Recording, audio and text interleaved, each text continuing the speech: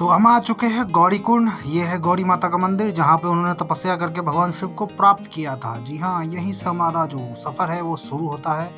और यह है उमापति महादेव जी का मंदिर। इसके बगल में ही एक कुंड है और कुंड के पास से ये बहती है मंदाकिनी नदी। जी हाँ, ये मंदाकिनी नदी है जो कि इसका उद्गमन जो है केदारनाथ के पास से हुआ है। वहीं से ग्लेशियर से निकलती है ये नदी और आपके पूरे सफ़र में ये साथ में चलती है। तो हम आ गए मेन गेट से। यहाँ से हमारी सफ़र जो है शुरू होता है और हम बड़े बड़े पत्थरों को पार करते हुए आगे बढ़ रहे हैं पूरी फोर्स के साथ, क्योंकि शुरुआत के कुछ घंटों में तो भैया पूरी जान लगा देते हैं। तो आगे का जो रास्ता है वो थोड़ा मुझे ठीक लग रहा है। और भैया इतनी दूर हमें ऊपर की तरफ जाना है, बट ये रास्ता कहाँ जा रहा है अभी मैं कुछ नहीं बता सकता आपको। हमारे साथ में रेस लगा रखे हैं घोड़ों सापातियों ने।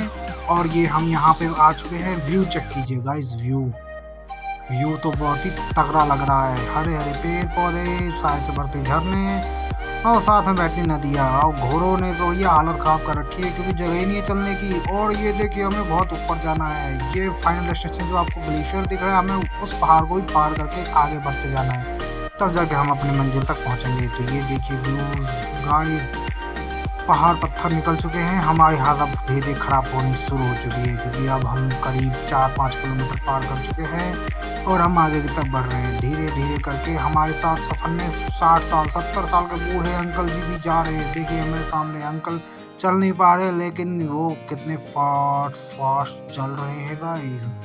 आगे चलते चलते हमें घोड़े का तबेला भी दिखा जो कि बहुत ही तगड़ा था। और ये देखिए घोड़ों की हालत बहुत ही खस्ता हो रखी है। और ये हुड़दंग गैंग निकली हमारे पास से और फाइनली हम एक चोटी पॉइंट पे पहुंच चुके हैं। यहाँ से अब हम बर्फ़ की तरफ बढ़ना है। आगे की चढ़ाई बहुत लंबी है। यहाँ से करीब अभी 12 किलोमीटर और बचा हुआ है। मेरे बगल में ये देखिए, यहाँ से दिखती है खूबसूरती। और ये पास से रास्ता, मैं वहाँ से आया था इतनी दूर से घूम कर यहाँ पे। और इसके बगल में झरना भी है गाइस। और ये देखिए लोग आना कम नहीं हो रहे क्योंकि सबकी अब मई में बहुत सारी छुट्टियाँ जो पड़ रही है। और दिखने में यहाँ से बहुत ही खूबसूरत लगता है ये केदारनाथ का ट्रैक। और मैं यहाँ पे फंस चुका हूँ कई दिनों से। मैं चलता जा रहा हूँ, मुझे पता नहीं मैं कहाँ पे हूँ। मेरे पीछे लोग हैं और मैं आगे बढ़ता जा रहा हूँ। पता नहीं आगे क्या होने वाला है, लेकिन आगे का रास्ता बड़ा ही सुहावना है। मैं अपनी लिपसिंग में खुद कर रहा हूँ क्योंकि आवाज़ बहुत ही छोटी थी। यहाँ से मैं गौरी कुंड 4.5 किलोमीटर पार कर चुके हैं। और भैरव मंदिर जी का मंदिर भी है। ये बोर्ड बहुत ही पुराना है और मुझे लगता है कि ये ज़्यादा रियल नहीं है। मुझे क्या लगता है ये आपको क्या पता, आप बस देखिए।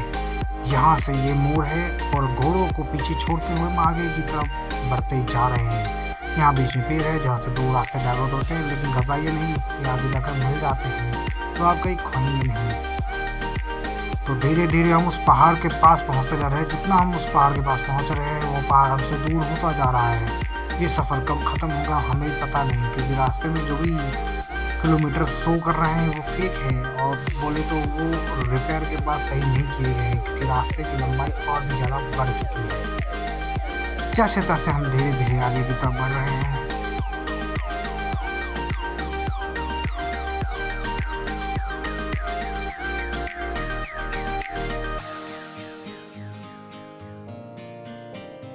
तो कई घंटे चलने के बाद हमारे सामने बादल आ चुके हैं जो कि बारिश का मौसम बनाने की कोशिश कर रहे हैं। और यहाँ से केदारनाथ 10.5 किलोमीटर दूर और है। और यहीं से भीमबली भी आधा 500 मीटर दूर है। लेकिन मुझे नहीं लगता कि ये राइट है क्योंकि मैं बहुत चल चुका हूँ और मुझे पता नहीं अब मैं कितने किलोमीटर आ चुका हूँ। क्योंकि ऐसा देखा जाता है कि गौरी कुंड से जो केदारनाथ की दूरी है मात्र वो 16 किलोमीटर की है, बट ऐसा है नहीं कि एक्चुअल में वो बहुत दूर है। ऐसा मुझे लगता है क्योंकि मैं थक चुका हूँ या तो मेरा दिमाग घूम चुका है। तो चलिए आगे चलते हैं। तो जैसा कि मैंने कहा था आपको, ये बादल आ चुके हैं बरसने के लिए। अब मुझे जल्दी जल्दी यहाँ से निकलना होगा जिससे पहले कि बारिश हो जाए। तो पहाड़ों चट्टानों के साइड से निकलते हुए, क्योंकि यहाँ के रास्ते थोड़े भी चौड़े हैं। ये देखिए झरना, ये झरना किसी पाइप से फूटा हुआ नहीं बल्कि आगे आसमान से आ रहा है। इसके पीछे कोई जरूर वजह होगी। क्या वजह होगी मैं तब ऊपर जाके पता चलेगा। ये देखिए पीछे घोड़े जी थक चुके हैं और मैं बहुत ही खुश हूँ। मेरे मुंह से पत्ती सी निकल रही है क्योंकि अभी थकान नहीं हुई है। लेकिन आगे क्या होने वाला है देखते हैं। तो हम पहुंच चुके हैं किसी पॉइंट पे और वो देखिए हम वहाँ से ऊपर की तरफ आए थे जो कि हमने नदी को पार किया है। अब यहाँ से हमें और भी ऊंचाई पे जाना होगा। वो जो सामने हमें दिख रहा है वहाँ पे जाना पड़ेगा नदी पार करके, और उससे भी ऊपर एक ट्रैक है, उसके ऊपर हमें 2 पहाड़ों को पार करना होगा ग्लेशियर के। शायद रास्ते में हमें ग्लेशियर भी देखने को मिले। मेरे मित्रगण भी थक चुके थे और हम धीरे धीरे आगे की तरफ बढ़ रहे थे।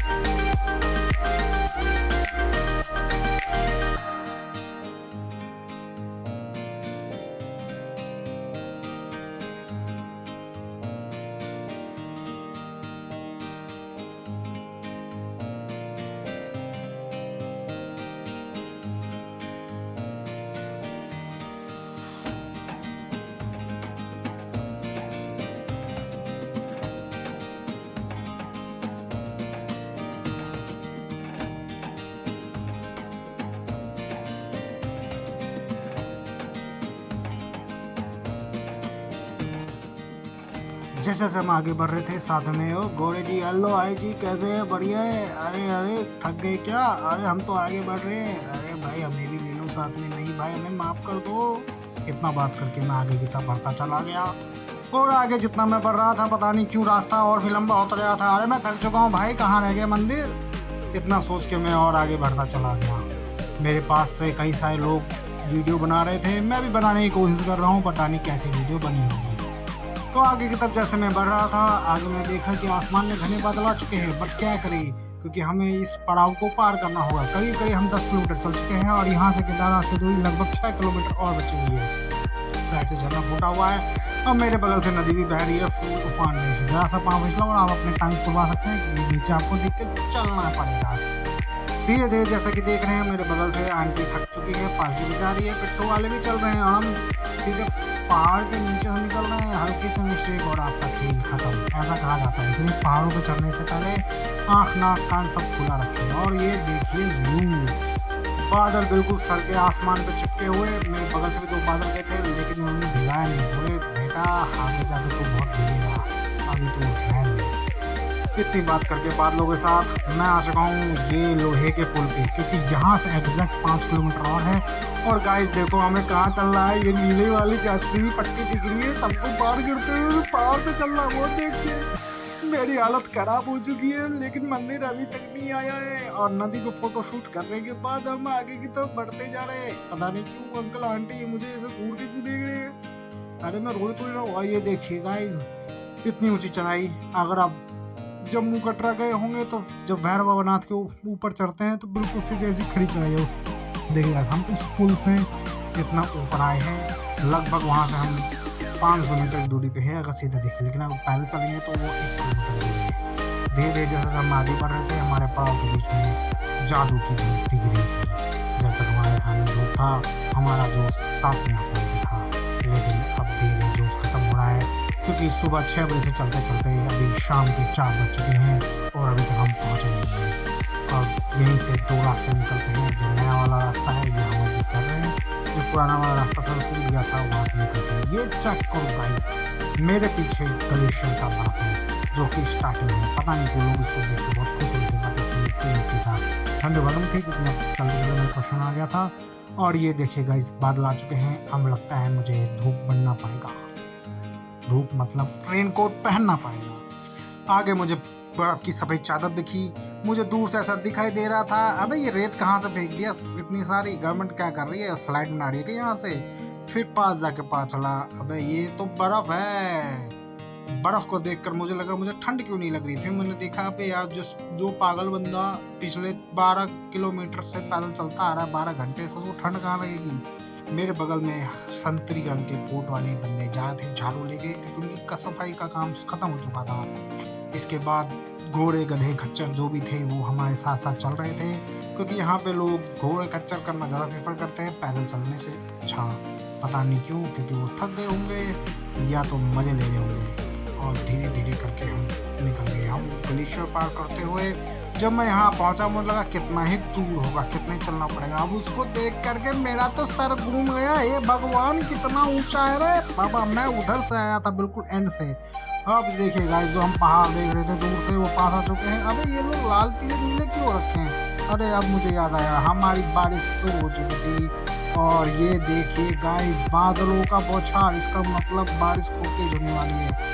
धीरे धीरे करके बादल आगे बढ़ रहे हैं। ये धुआं और धूल नहीं है, ये प्योर बादल है जो कि वर्षा करेंगे। ये देखिए गाइस बर्फबारी के साथ में बर्फ के बगल में चलते हुए आपको कैसा फील होता है। यही नदियाँ मिल करके आसमान में से धरती पर आती हैं बर्फ पानी के रूप में। नदी आसमान धरती पर, अरे सॉरी गाइस गलत हो गया। तो ये देखिए मैं भी धूप की तरह जादू बन चुका हूँ। मैंने भी रेनकोट पहन लिया है, बट मेरा रेनकोट छोटा हो गया है क्योंकि वो छोटा था, बैग पीछे था मेरे बहुत ज़्यादा।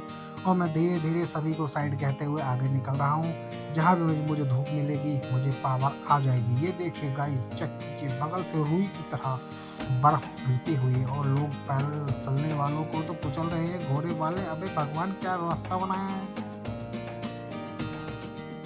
बर्फ देख करके मेरा भी मन भी उछल गया, तो मैंने भी एक तो बर्फ हाथ में लेके खेल लिया, जिसकी वीडियो मैंने नहीं बनाई क्योंकि मैं वीडियो नहीं बना सकता था क्योंकि मेरा पाँव फिसल गया था और मैं गिर सकता था।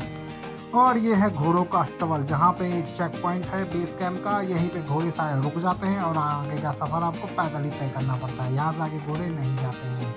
आपको घोड़े लेने हैं तो यहीं पे आपको आना पड़ेगा। और ये देखिए बादल और ग्लेशियर दोनों का मिलाव यहाँ होते हुए, क्योंकि यहीं से बारिश में पानी की बूंदें और बर्फबारी होते हुए नीचे गिर जाती है। और यहाँ पर आपको टेंट भी मिल सकता है अगर आपको टेंट चाहिए। और ये देखिए हेलीकॉप्टर हेलीकॉप्टर।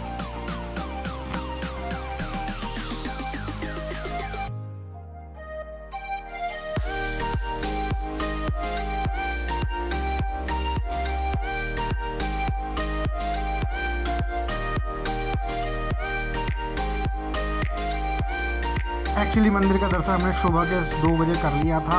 अब हम मंदिर का दर्शन करके फ्री है। अब हम जा रहे हैं भैरव घाटी की तरफ, भैरवनाथ के मंदिर की तरफ, जो कि यहाँ से करीब 1 से 1.5 किलोमीटर ऊपर है। और ये देखिए मंदिर के पीछे का हिस्सा जो कि ग्लेशियर से अभी ढका हुआ था, बर्फबारी हो रखी थी। और ये देखिए भैरव बाबा का मंदिर है जिसका रास्ता बदल जाता है। इसका रास्ता मंदिर की तरफ से जाता है, इसके 3-4 रास्ते हैं, लेकिन ऊपर तक पहुंचने के लिए एक सिंगल रास्ता आगे ज्वाइन हो जाता है। धीरे धीरे करके हम आगे बढ़ रहे हैं और ये सारी दुकानें हैं और यहाँ पर टेंट है, जिसको रहना होता है वो टेंट में भी लेके रह सकता है। तो जैसे हम आगे बढ़ रहे थे हमारी थकान भी बढ़ रही थी, पिछले 16 घंटे से चल ही रहे हैं लेकिन अभी तक पहुँचे नहीं है। और ये है एक ऐसा मंदिर, एक्चुअली ये कुंड है जिसके अंदर आप बम भोले बोलते हैं या जय शिव शंकर बोलते हैं, तो उसमें अंदर से बुलबुला निकलता है। क्यों निकलता है मुझे नहीं पता, कि मैंने 2-3 बार ट्राई किया था, मेरे साउंड से बस एक बुलबुला निकला। तो ये कुछ ऐसा दिखता है, ये भी शिला, और इसके अंदर अपने आप ही पानी आता है। तो मैं भैया ऊपर पहुंच चुका हूं और मैं जो भी बोल रहा हूं मुझको नहीं पता मैं क्या बोल रहा हूं। मेरे सर पे आप जो देख रहे हैं वो बर्फ़ पड़ी है क्योंकि यहाँ पे बर्फबारी शुरू हो चुकी थी और उससे पहले हमें ऊपर पहुँचना था। बारिश में थका रखा था और हमने ये शॉर्टकट ले रखा था। यहाँ से हमें सीधे ऊपर पहाड़ की चोटी पर जाना है और हमने ये शॉर्टकट ले रखा है। क्या पता हम सही सलामत ऊपर पहुँच पाएंगे या तांग तुरबा जाएंगे, वो तो जाने के बाद ही पता चलेगा। चलो चलते हैं।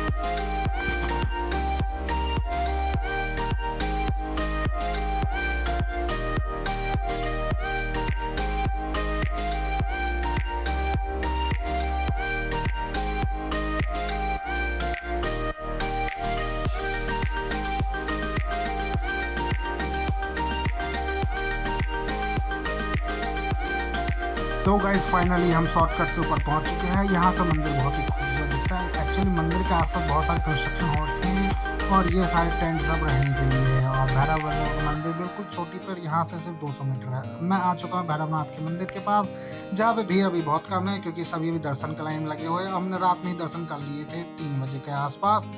तो यहाँ से कुछ नज़ारा ऐसा दिखता है, यहाँ से बिल्कुल चोटी है और यहीं से उसकी उल्टी तरफ हमें वो कुंड दिखाई देता है वासुकी ताल, जो कि अभी नहीं दिख रहा है क्योंकि वहाँ बारिश हो रही थी और चारों तरफ बादल घिरे हुए थे। और ये है भैरव बाबा का मंदिर। भैया नमस्कार। और यहाँ से सब पूजा पाठ करते हुए निकलते हैं। तो मैंने यहाँ पे फ़ोटो शूट कर लिया है और मैं यहाँ से नीचे जा रहा हूँ। जय श्री केदारनाथ। नीचे उतरने के बाद हम पहुँच गए केदारनाथ धाम, क्योंकि मैंने पहले आपको नहीं दिखाया था क्योंकि मैंने दर्शन रात को लिए थे। उसके पास ही में एक पुल है, तो पुल को पार करते हुए हम सीधे पहुंच चुके हैं। यही नदी है जो कि बादल जब फटा था तो साइड से निकले था। अब मंदिर के चारों तरफ से एक बैरिकेड सा बना रहे बांध की तरह, जिससे ऐसी घटनाएं फ्यूचर में ना हो। और ये कुछ ऐसा दिखता है। और हम पहुंच गए भीमशिला के पास। इसके पीछे भी भीमशिला है और कई सारे कंस्ट्रक्शन है, मुझे नहीं पता ठीक है। और ये रहा सामने भीमशिला, जो कि बहुत बड़ा पत्थर है। अगर आप उसके पास जाएंगे तो आप उसके सामने बहुत छोटे दिखेंगे, और जिसने मंदिर को प्रोटेक्ट किया था। भगवान की महिमा कहीं धूप कहीं छाया। ये देखिए यहाँ पे कुछ ऐसा दिखता है यहाँ का व्यू। और इस साइड में बगल में वहीं आपको टिकट घर मिल जाएगा जहाँ पे VIP की टिकट करती है। और मंदिर के इस साइड में ज़्यादा भीड़ नहीं है, क्योंकि सारी भीड़ इस तरफ है। और ये सामने से केदारनाथ कुछ ऐसा लगता है। जय श्री केदारनाथ। आपको वीडियो पसंद आई हो तो लाइक कीजिए, सब्सक्राइब कीजिए, और इन फ्यूचर को सजेशन देना हो तो कमेंट भी कीजिए। जो भी देख रहा हो तो लाइक करके जाना। धन्यवाद।